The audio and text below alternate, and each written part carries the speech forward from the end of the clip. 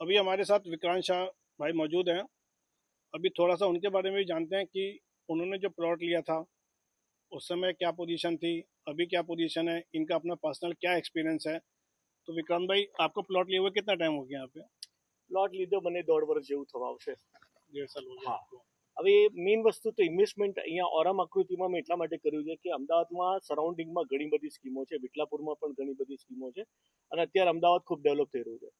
પણ જેટલા બી બિલ્ડર્સ છે, ઇન્વેસ્ટર્સ છે, એ લોકો શું છે કે લેન્ડ પરચેસ કરે છે અને લેન્ડ પરચેસ કર્યા પછી પણ 1 વર્ષે તમે જાઓ ને તો કોઈ તમને ડેવલપમેન્ટ દેખાય નહીં.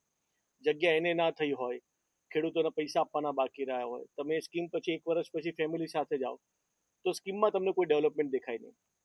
જ્યારે મેં અહીંયા ફર્સ્ટ ટાઈમ આવ્યો હતો દિલીપભાઈ સાથે, તો અમે લોકો 2 ખેતર ક્રોસ કરીને અમે લોકો ખેતરમાં આ જગ્યા જોવા માટે અહીંયા અમે લોકો આવ્યા હતા.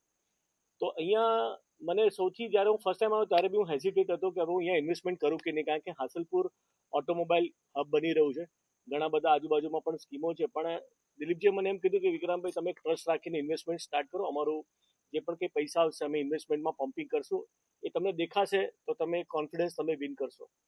એટલે એની પર ટ્રસ્ટ રાખી અને મેં આ પ્રોજેક્ટમાં મેં ઇન્વેસ્ટમેન્ટ કર્યું.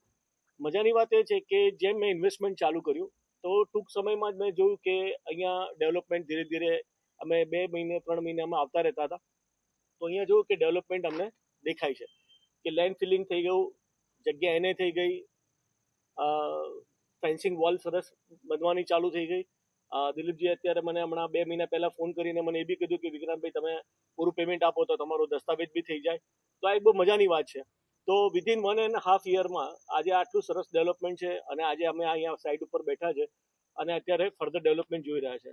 તો જે પણ કંઈ પૈસા મેં ઇન્વેસ્ટ કર્યા છે એનું એપ્રિસિએશન પણ મને મળી રહ્યું છે. તો it's a very good project.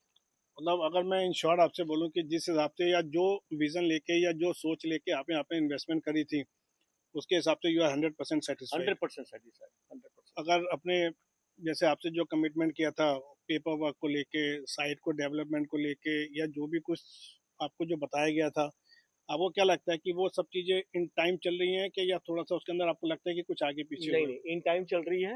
मतलब जो कमिटमेंट किए थे वो सारे कमिटमेंट डिलीवर हो रहा है जी. एंड आपको ये लगता है कि आपने जो इन्वेस्टमेंट किया था या आपकी फैमिली को जो आपने जो बताया था इन्वेस्टमेंट के बारे में, you and they are all 100% satisfied? मैं सेटिस्फाइड. और मेरे ग्रुप में 2 लोग हैं, वो उन्होंने मेरा देख के और इनका 6 महीने का डेवलपमेंट देख के भी उन्होंने फिर बाद में प्लॉट लिया हुआ है. तो पहले जब वो लोग आए थे तब उन्होंने बोला कि आप पहले ले लो, बाद में हम देखेंगे कुछ होगा नहीं होगा. उनको भी थोड़ा डाउट था, लेकिन 6-7 महीने के बाद जो थोड़ा थोड़ा डेवलपमेंट देखा तो फिर उन लोगों ने भी प्लॉट इन्वेस्ट. मतलब जो ट्रस्ट फैक्टर है, वो ट्रस्ट फैक्टर उनको भी लगा. उसका? हाँ, मैं भी बोल रहा था डे 1 से कि भी आप भी इन्वेस्टमेंट करो, लेकिन उन्होंने बोला नहीं, पहले आप इन्वेस्टमेंट करो फिर बाद में देखते हैं. तो 6-7 महीने में उन्होंने भी देखा तो उन्होंने फिर प्लॉट बुक किया है. ठीक है. तो माउथ पब्लिसिटी भी बहुत फर्क पड़ता है. नहीं नहीं, बिल्कुल ठीक तो बात है. ट्रस्ट फैक्टर पूरा